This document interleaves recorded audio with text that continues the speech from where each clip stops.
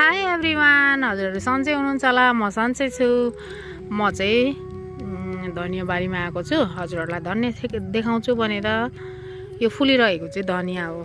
एकदमै राम्रो बोट आएको छ है, राम्रो छ। यहाँभित्र चना पनि छ है, साग पनि छ।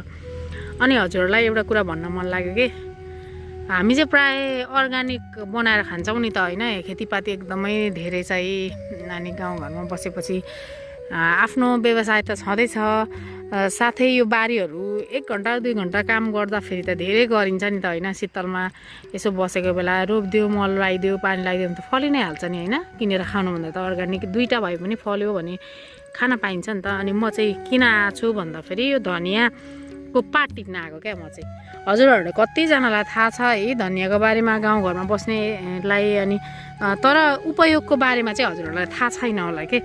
कतिजनालाई धेरै कुरा थाहा छ भने कतिजनालाई चाहिँ थाहा छैन। यो धनियाँ फलाउनुको लागि हानिएको हो। हामी साग खान्छौँ धेरै जसोले। साग त हरेकको घरमा भइ नै हाल्छ, फलाउन थोरै थोरैले फलाउनुहुन्छ। यो चाहिँ लोकल धनियाँ हो। अनि यसमा चाहिँ हामीले चना पनि छरेका छौँ। अनि यो चाहिँ साग हो के, यो साग खान मिल्छ, बेथु साग भन्ने। म आएको छु आज साग टिप्नलाई।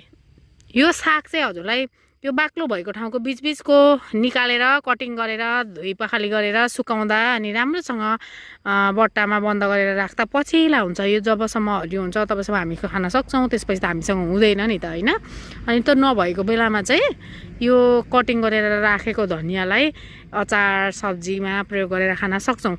अनि यो फुलिरहेको छ होइन। अब यो फुलेकोमा चाहिँ हामी के गर्न सक्छौँ भनेपछि यो हामीसँग यो अब यस्तो पात त हुन्छ नि, यो फुलेको टिप्न मिल्दैन। यो पात हुन्छ नि यसरी, यो पात टिप्ने अनि टिपेर मजासँगले धोएर घाममा सुकाउने है। अनि सुकाएर चाहिँ यसलाई हामीले सब्जी अचारको रूपमा प्रयोग गर्न सक्छौँ। यो धनियाँको दाना चाहिँ हजुरलाई थाहा छ कि छैन? यो धनियाँको दानाले चाहिँ पेटको बिमार पनि निको हुन्छ। अनि यदि केही नसामा हामी गलत नसातिर फसिरहेका छौँ भने यो दाना 2-4वटा मुखमा राखेर चबाइराख्दा यसको स्वाद आउन थालेपछि हामीले अर्को जे नसा खान्थ्यौँ त्यसको स्वाद पनि हराउँछ भन्ने चलन छ। यो पेटको आन्द्राको भुँडीहरूको बिरामको लागि यो धनियाँको दाना एकदमै उपयुक्त हुन्छ भन्ने चलन छ। हजुरहरू कतिजनालाई थाहा छ कि छैन? अनि मेरो चाहिँ काका बुवाले यो प्रयोग गरेर पनि हेरिसक्नुभयो हो रहेछ। के अरे पेटको बिमार अनि कुनै नसा जस्तै खैनी चुरोट हामी खान्छौँ नि, रक्सी खान्छौँ नि, यसलाई हटाउनुको लागि चाहिँ अब मनदेखि नै हुनु चाहिँ पर्यो होइन साथी। अनि त्यो मनदेखि नै हुनेहरूलाई चाहिँ यो सजिलो छ क्या। त्यो दाना जिरा धनियाँ, प्रायः धनियाँ खान्छन्, जिरा चाहिँ अलिक तितो तितो हुन्छ। जिरा पनि एकदमै राम्रो